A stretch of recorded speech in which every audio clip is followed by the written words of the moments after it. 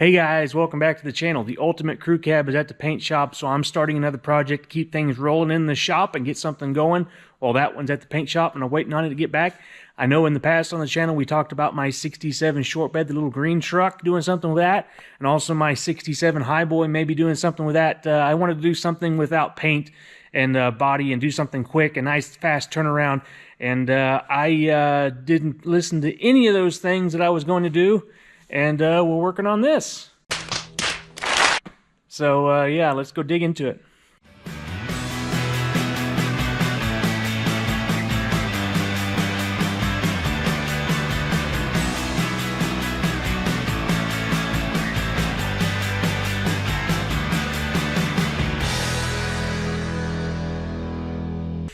Hey guys, well, I filmed this part of the video like 3 different times now because I keep changing my mind on what I want to do with this thing and a plan for this project. I think I have one kind of semi-nailed down enough that I could tell you guys.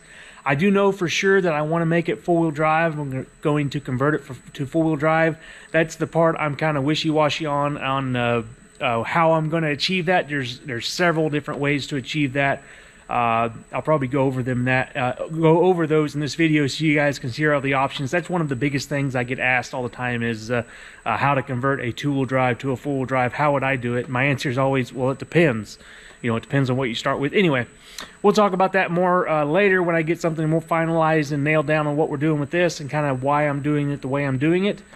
Because the circumstances on this one are going to be way different than you know, all the other stuff that you do. So we'll go over that later, but four-wheel drive conversion, and we're also going to use the 7.3 Godzilla engine that I got from Godzilla Garage over here.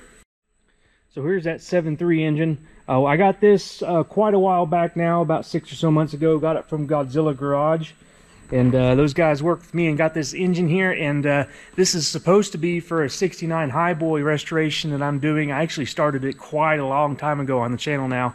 And unfortunately, the body has been at the paint shop for going on probably a year and a half now, or something along those lines. So those guys are taking their sweet time on it. So unfortunately, it's been waiting for that truck to get back for me to even start the build on this thing. But since that truck's in the paint shop jail right now, I thought, why don't we go ahead and utilize that engine? I can always get another one and throw it in this thing when we make it four-wheel drive. So it'll be a nice modern power plant for this thing, make it drive really nice. It has a 6R140 transmission on it. It is a two-wheel drive transmission. I'm not sure what we're doing with transfer case yet. I can get a Super Duty manual shift transfer case, and it bolts right up to the back of this. But I can also do a divorce transfer case and do more of a Highboy style on this truck. And you know, several different ways to go about it. We'll see what I end up with.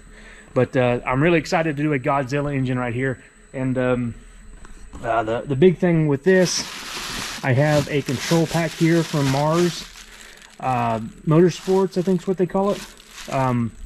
Here's the PCM that's out of the van that this thing came out of. These were pulled out of vans to do an EV conversion on, and they have a 6-speed 6R140 transmission, where the Super Duties that have the 7.3 have a 10-speed 10R140. And the 6R is kind of hard to control. There's not any aftermarket controllers that can control them. So what I went with is got that PCM out of the van that this thing came out of, so it runs the engine and transmission together. So that's how we're going to control all that. And it has all the accessories and everything, where like if you got it from Ford Motorsports, it doesn't have all the front drive accessories and all that kind of stuff. So that's pretty neat that it comes with all that. Like it even has AC compressor and alternator and everything all figured up, ready to go, and even a power steering pump. So has all the goodies up front. So we'll do power steering on this and AC inside and make it really nice. But the other thing we got to do is paint. From afar, this looks pretty good, but it's far from good, unfortunately. And I've already been digging around on this thing because the paint just started peeling, and you just can't help yourself. You just got to keep going. So I just started going down and peeling this. I mean, it didn't have any adhesion.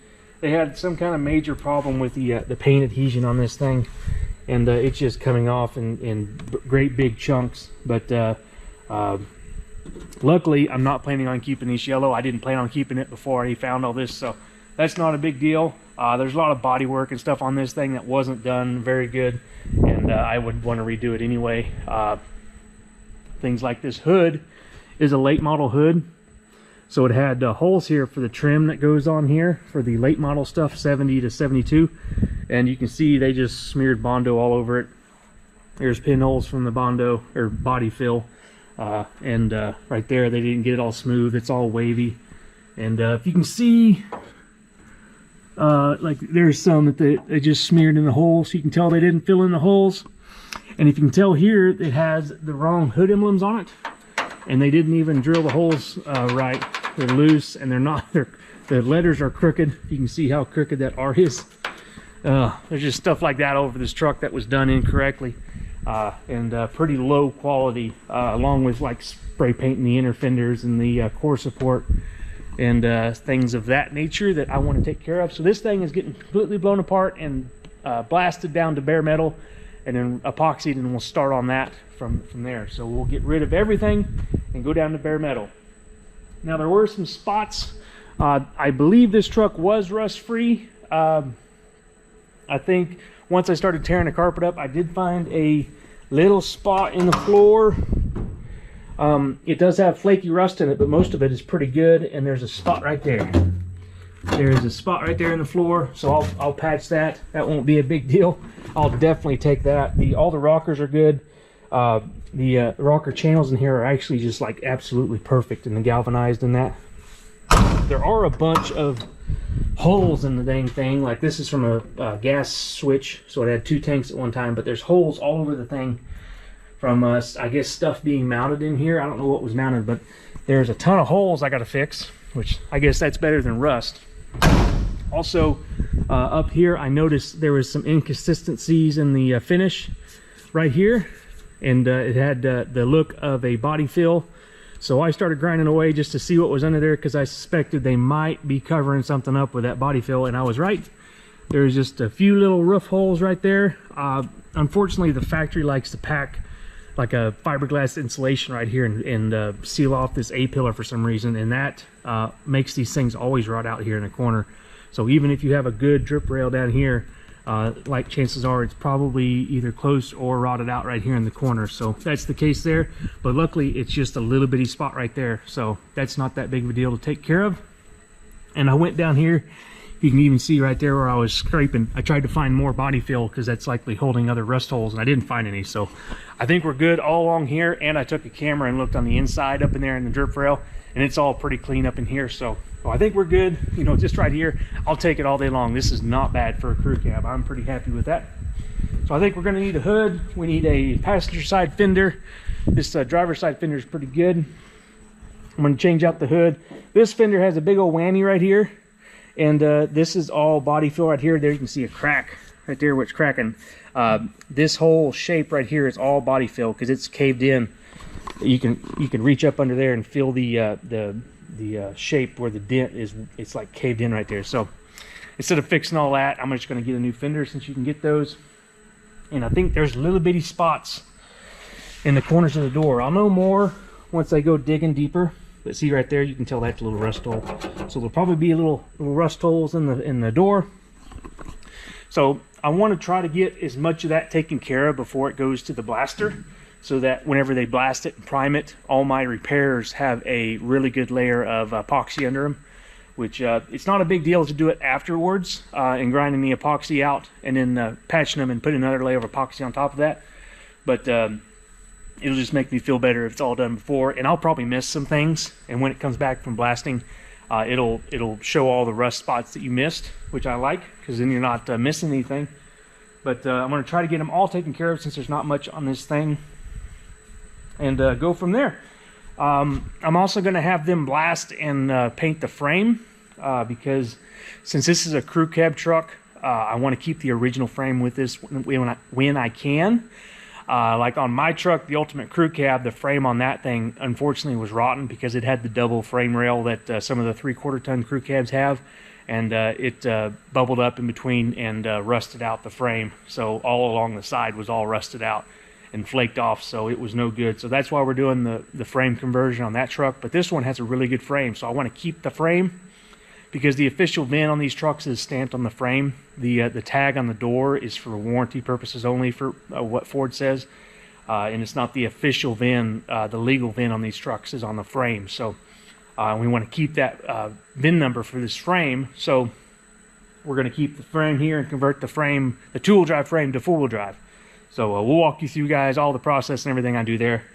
But for now, I'm just going to start whittling away at this truck and kind of picking away at it and trying to decide everything I need, so I kind of have a big picture of the project before I get too deep into it. That's what I kind of like to do, just kind of spend a day just kind of mapping everything out in my mind of everything I'm going to do and what it's going to take and what I'm going to need. So then down the road, I don't do things twice. Like, say, you know, I'm not doing body work on the hood and then deciding, oh, I don't want to use this hood. It's all body filled up and junk. So things like that. Just get a big plan together and then execute the plan. So anyway, guys, I'm going to nail down the suspension, the front suspension on this thing, and then once I do, I'll fill you guys in with the plan on that. But for now, I'll get to work.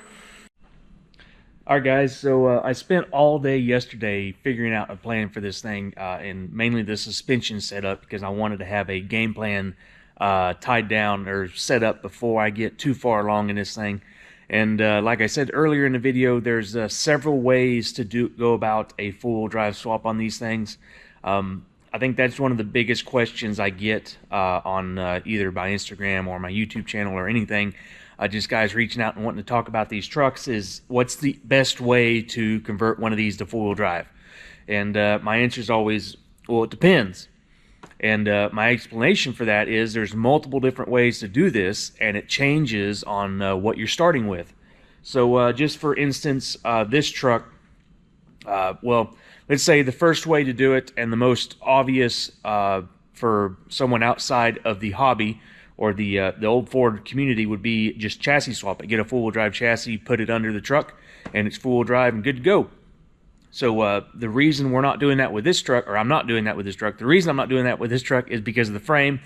I said earlier in the video, the official VIN on these trucks is the frame, and when they have a good frame underneath it, I try to stay that way. Where, you know, like my truck, my ultimate crew cab, the chassis over there, it's a Super Duty chassis.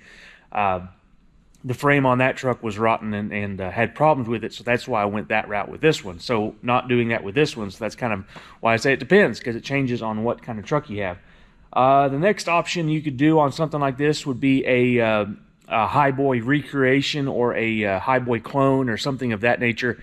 And I would say that would be getting a Highboy frame and cutting all the cross members out and welding them into your two-wheel drive frame rails. Now on these crew cabs, it's a little bit more common because that VIN number, you want to keep that VIN number with this truck, because the VIN number is what dictates it being a crew cab and makes it rare, valuable, whatever. So on a regular cab truck, if you do a Highboy conversion or swap, you're just swapping the frame, and then you're hopefully using that Highboy VIN on that cab or whatever. That you're just basically replacing body parts at that point for the Highboy, and you're using the Highboy VIN. So that kind of is why that works, but it doesn't really work with a crew cab because you're wanting to keep the crew cab VIN. So, you know, your option with this would be cut out all the cross members and then weld them into this two-wheel drive frame. But on a the 350s on the crew cabs kind of lend to that more than the 250s, because the 350s have a more similar frame to the Highboys. They're thicker, they're taller. The 250s have a smaller frame, but I mean, you can still do it. I've seen people do it. So that's another option. That takes a lot of work, and it's still not a Highboy. You know, it's still an F25 VIN. But if you want it to look like an original Highboy, that is an option. Your next option on something like this would be something like the Battleborn brake setup for the Super Duty front axle conversion. And I actually considered that for this project. Considered it very long and hard, but it just came down to cost. It cost quite a bit to get all that set up and to do it the way I would want to do it. My main fret with that setup is there's two, really. One, the axle width on these 05 and up Super Duty axles is very wide, so the tires stick out past the body. If you know, it's hard to find wheels that keep it tucked up in it. because the axle is so wide. Also, the radius arm mounts on that they hang down so low and they're just so ugly. Now he does have a solution for that. He has the 4-link setup, which brings the 4 links up and kind of hides. You don't see that radius arm drop bracket and all that, but you know it adds $1,400 to the kit, so that is a big cost difference. And the wheels, I do have a solution for the wheels and tires sticking out. And I'm actually going to be doing that on the Ultimate Crew Cab frame over there once I get all the pieces in. I'll be showing you guys that later.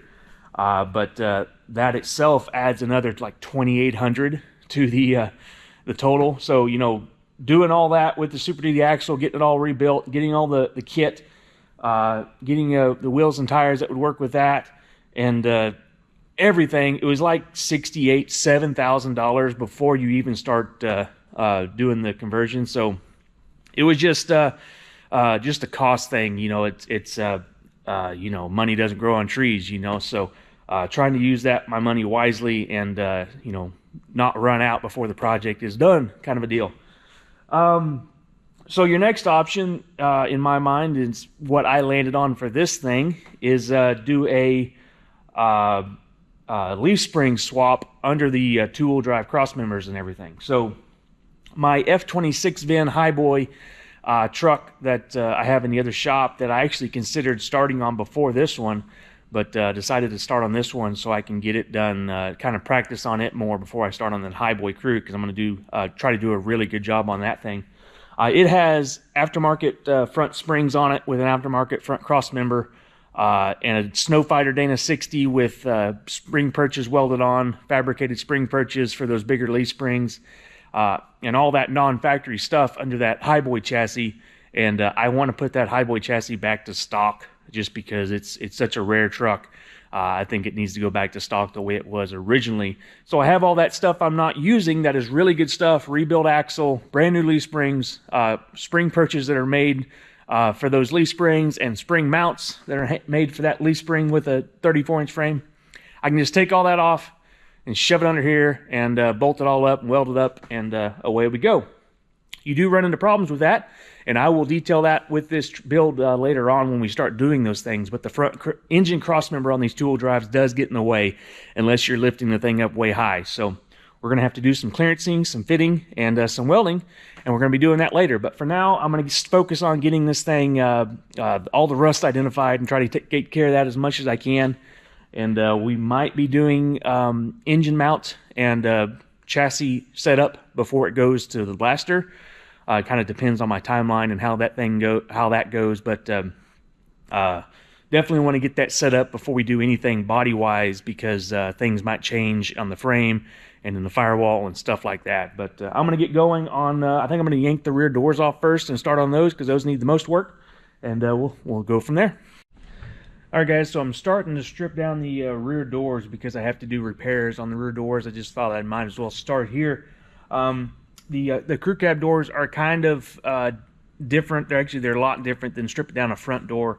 A little bit more difficult, harder to work. You have less room because the door's physically smaller. So I wanted to walk you through stripping down everything on a crew cab door in case any of you guys have one and you're going to do a restoration on. I know the first time I did it, getting the glass out, I couldn't figure out how to get the glass out. I had to ask guys how to get the glass out. So I wanted to share that knowledge with you guys. First off, with this door, there's a few things that are missing on it from the start. Obviously, we are missing our crank handle and door handle. Those would both be on here. This is a 67, so we have the grab style and not the lever style and not the grab style, like a 68 to 72. And looks like I have broken off screws on the both of them. So yay, that's nice. The window regulators are unique to a crew cab, so that is important to keep. And I like to mark everything as soon as I take it out. You know, right rear, left front, just so you don't get them all mixed up, because they are unique. And over here, I wanted to show you this before we get too far into it. There's missing components here for the crew cab door. There should be a bolt here that holds the channel for the glass, just like a front door. That's missing. That's not a big deal. But right here, there's these 3 screws that hold on the window regulator for the crew cab. That's unique for the crew cab part, and they're missing on this. So there should be 2 more of these screws in this location. That's not a big deal. And those things do not like to come out because they have a lock washer on them. And I use this thing. It's really good for that. You hit the end of this and it spins the screwdriver end as you're hitting it, and it gets those things broke loose. I'll see if I have to use that on this. I might have to. But really, other than that, it's pretty much the same as a front door until we get to the glass, and I'll show you guys that once I get everything stripped out to that point.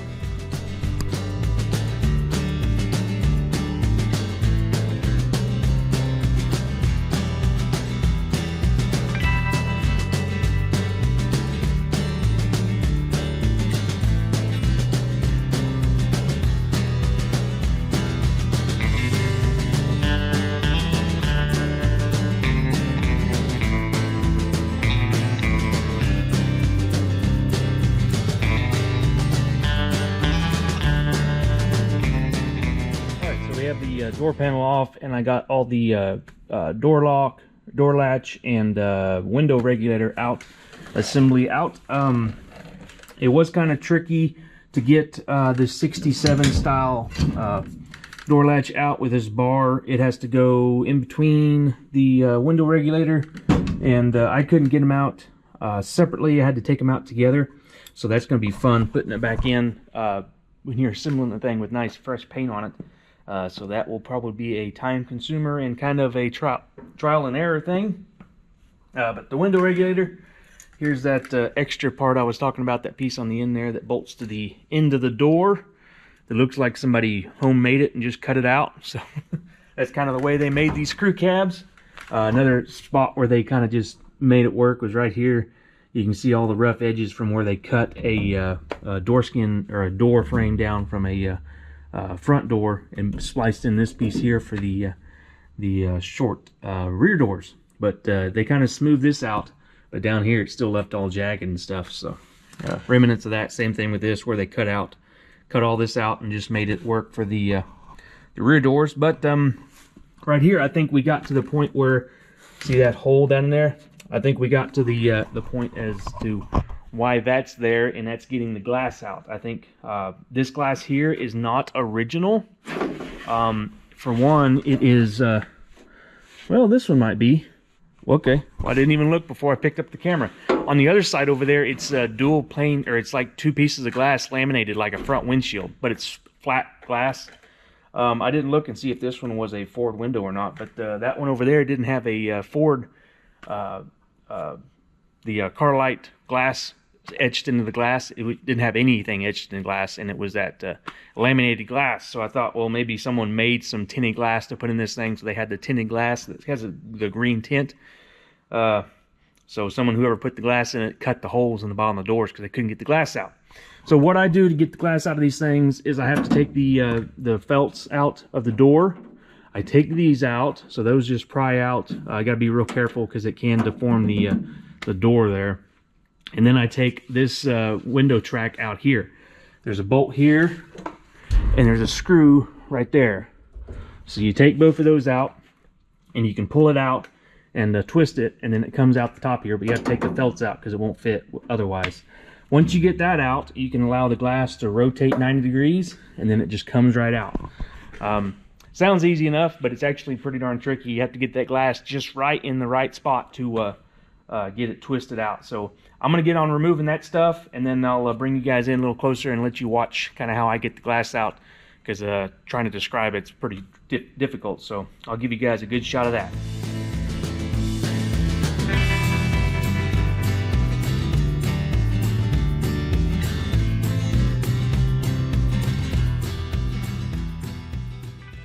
All right, so I got the window felts out here removed, and I have the screw and the little nut right here removed out of that. And this deal right here will screw out once you get the glass out of the track and you kind of get it out. There's like a stud, a big washer, and then another stud screwing it into the window track, and you can remove that to make it easier to get out of here. So I'm going to yank this glass out for you guys and show you just how I do it in real time. There we go. That's a pretty good angle. You can kind of see what I'm doing there. Hopefully I don't block the view too much. It's kind of hard to get you in here to show you. Okay, first step's going to be to get the glass out of that track that you removed, so you can remove that track. Kind of just trial and error.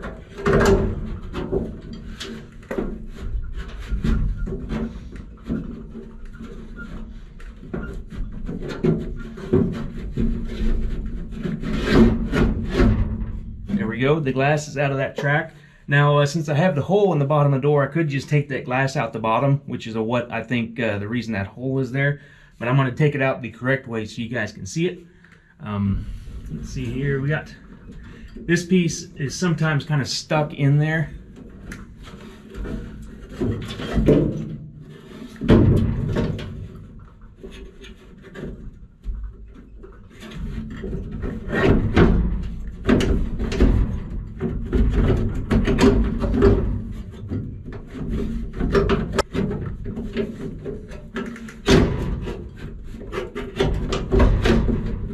Go.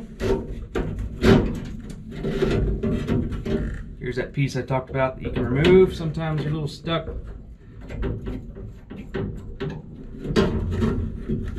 This one's being kind of stubborn. I'll probably remove that before I put it back in so I don't screw up the paint up here, but it'll be all right. I'm taking it out here.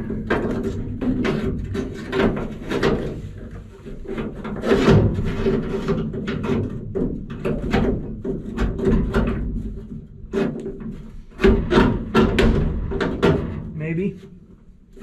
There we go. So we got this track out. Now the glass will rotate 90 degrees and we'll take it out the top.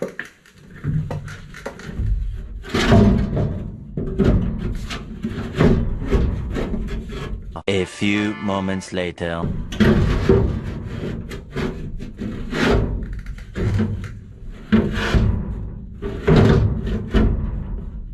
Six and a half hours later.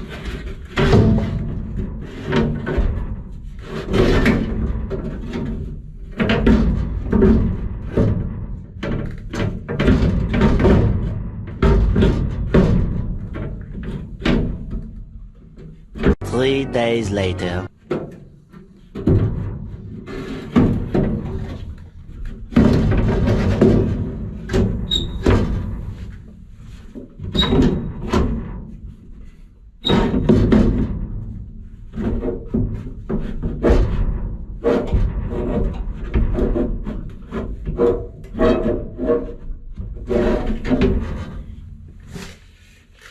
All right, easy as that. Now you can see why it's such a pain and why there's probably a hole in the bottom of this door. So the glass is out. I haven't done this with fresh paint, but I'm imagining it's going to be pretty stressful. So I'm going to definitely be taping up the edges of the doors and try to protect the paint as much as I can when I'm doing this. But now you can see how to remove the glass. It's not an easy task, but it is possible. Hope that helps. Oh, and I just realized that it does have the Ford emblem on this glass that says Sunex. So this is a factory glass where the other one isn't. So interesting. I don't know if that glass over there busted or something, but then again, I don't know why this has a hole in the bottom of the door if they didn't change this glass out too. So anyway, just interesting. All right, guys. Well, I got the whole door stripped here on the passenger side here, and it uncovered something neat. So I wanted to show it to you guys. Pulled the door handle off here and revealed another color I wasn't aware of. We have some white now. So that makes, what is that? 1, 2, 3, 4 different colors this truck has been in its lifetime. Yeah, it's had an interesting life. Now the white I was not aware of because when I peeled everything back here, the only thing I found was the green. But I think whoever did the green did a pretty decent job on the exterior anyway. They went down to bare metal and then they put primer under it. So under the primer, or under the green is red primer, and then it's bare metal under that. So, but I knew the thing was gray originally because stuff on the interior and stuff is gray. Where you under the carpet and stuff, the floor pans, it's all gray, and under the dash is gray. That's a good place to check as well when you're looking at original color. So I knew it was gray originally. I just figured whoever did the green sanded it all down. But they did not take the door handles off. So they painted around the door handles, which is just kind of a quicker and cheaper way of doing a paint job. But then under the door handles, I found white. So the thing was white, and it is a higher quality paint job because they took the door handles off and everything versus just taping them off and spraying around them. So we have that white there, and under the door panel, we also have some white. So there's the white color. So they even took the door panels off and painted up around here. So it was a lot higher quality paint job. And right here you can see the gray where they didn't paint, they didn't paint all the inner door because they didn't need to. So here's the original gray right there, that color. So not sure what it originally was, but just kind of interesting to see all the layers of paint and the history on this thing. So this thing was originally white.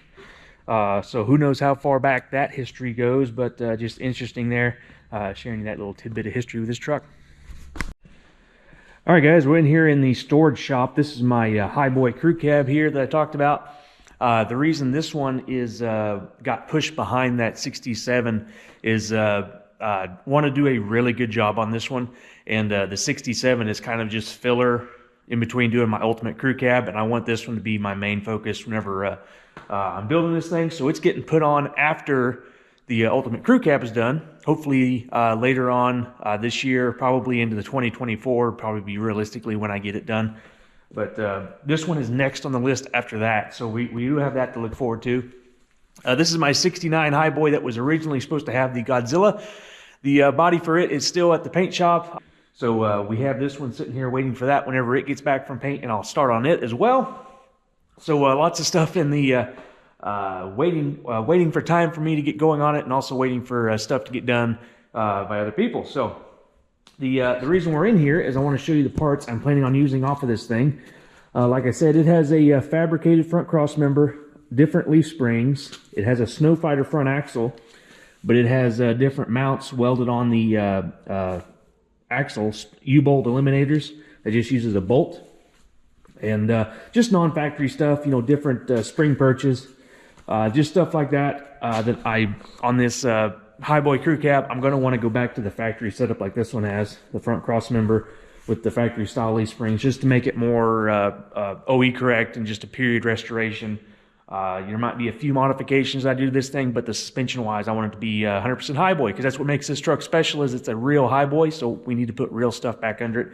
So that's what my mind's working. So since I have this stuff and I'm not planning on using it on this truck, we might as well use it on that 67. So since we have this cross member and everything, I just need to unbolt the shackles and unbolt the cross member, and then wheel this stuff out and slide it under there and get it all lined up and see how it fits. So just wanted to show you that. I'm going to start yanking this stuff off so I can have it out and ready for that episode when we do the four-wheel drive swap.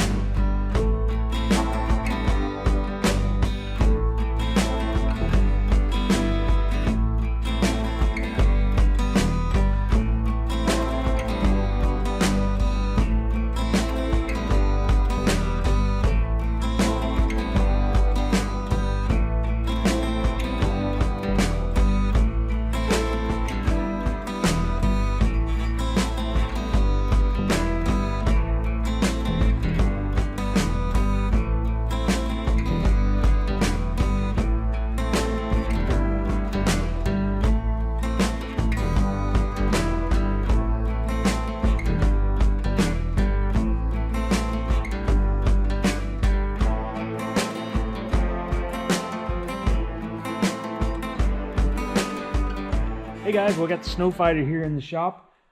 Looking at taking measurements off the axle and the truck here and other Highboys I have. I'm not sure I'm going to use these leaf springs. I think they are lift springs for a 99 to 04 Super Duty, but I'm not sure.